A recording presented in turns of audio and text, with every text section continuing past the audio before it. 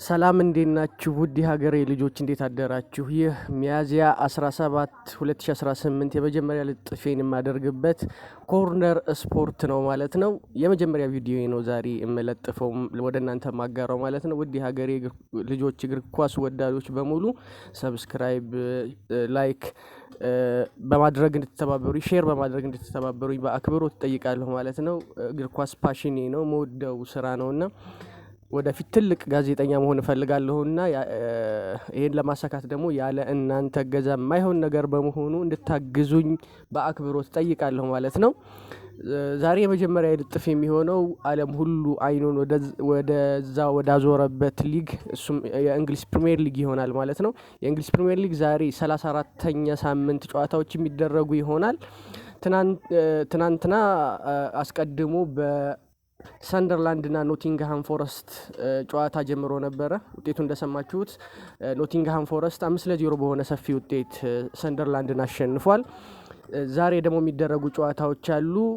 ፉልሃም ከአስቶን ቪላ 8 ሰዓት ተኩል ላይ፣ ዌስትሃም ከኤቨርተን 11 ሰዓት ተኩል ላይ፣ ወልቭስ ከቶተንሃም 11 ሰዓት ላይ፣ ሊቨርፑል ከክሪስታል ፓላስ 11 ሰዓት ላይ እና ተጠባቂው ታይትል ዲሳይደር ከሚባሉት ጨዋታዎች መካከል ከአምስቱ ጨዋታዎች መካከል አንደኛው የሆነው አርሰናል ከኒውካስትል የሚያደርገው ጨዋታ 1 ሰዓት ተኩል ላይ ይደረጋል ማለት ነው።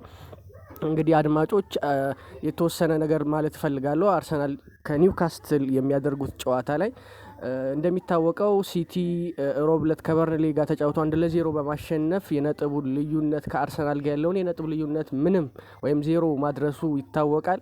77 ነጥብ ላይ ነው ያሉት። ስለዚህ የዛሬውን ጨዋታ በጣም እንድንጠብቀውና በትኩረት እንድናየው የሚያደርገን ጨዋታ ነው ማለት ነው። አርሰናል በሜዳው ነው የሚጫወተው። እንግዲህ ኤዲ ሃው ኒውካስትል ዩናይትድ የባለፈውን አመት ፎርም ይዞ እየቀጠለ ያለ ቲም አይደለም።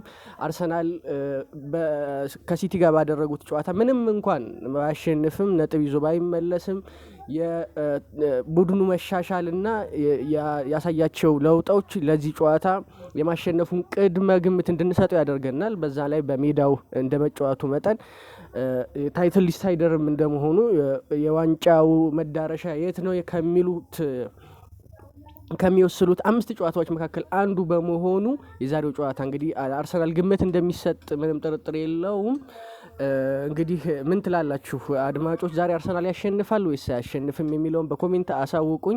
የዛሬ የመጀመሪያ ልጥፍ እንደመሆኑ መጠን ብዙ ዛዛት አላበዛባችሁ አልፈልግም። ከዚህ በኋላ ግን እያንዳንዱ ጨዋታ ላይ ጥልቅ የሆኑ ዳሰሳዎችና ማብራሪያዎችን ለመስራት ዝግጅቴን ጨርሻለሁና አመሰግናለሁ። ባካችሁ ሰብስክራይብ፣ ላይክ፣ ሼር በማድረግ እንድትተባበሩኝ የአክብሮት ጥያቄ ይሆናል ማለት ነው። አመሰግናለሁ።